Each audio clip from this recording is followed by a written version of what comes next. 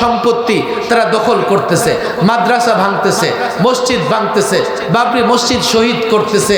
এরপরে তো বুঝো না এই প্রতিবেশী রাষ্ট্র আমি যতই তাকে বন্ধু বলি না কেন, এই প্রতিবেশী রাষ্ট্র আমি যতই তাকে আপন মনে করি না কেন, তারা হিন্দুত্ববাদে বিশ্বাসী, উগ্রতায় বিশ্বাসী, টেরোরিস্টে বিশ্বাসী, টেরোরিজমে বিশ্বাসী। তারা কখনোই আমাদের আপন হবে না। আমরা যতই তাদের আপন করতে যাই, তাদের মনোভাব ভিন্ন।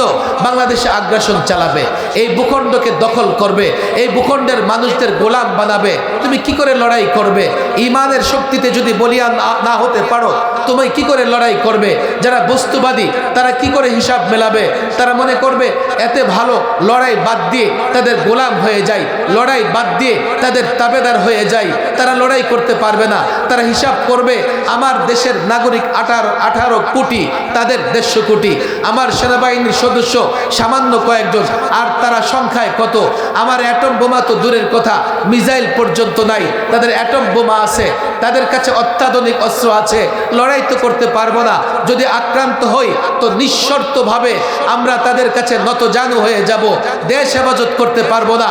শোনো শোনো, মাদারসা কওমিয়া থেকে শুধুমাত্র আলেম তৈরি হয় না, মুজাহিদ তৈরি হয়, যাদের ভেতরে ঈমান আছে, ঈমানি শক্তি আছে। শুধু আফগান নয়, বাংলাদেশ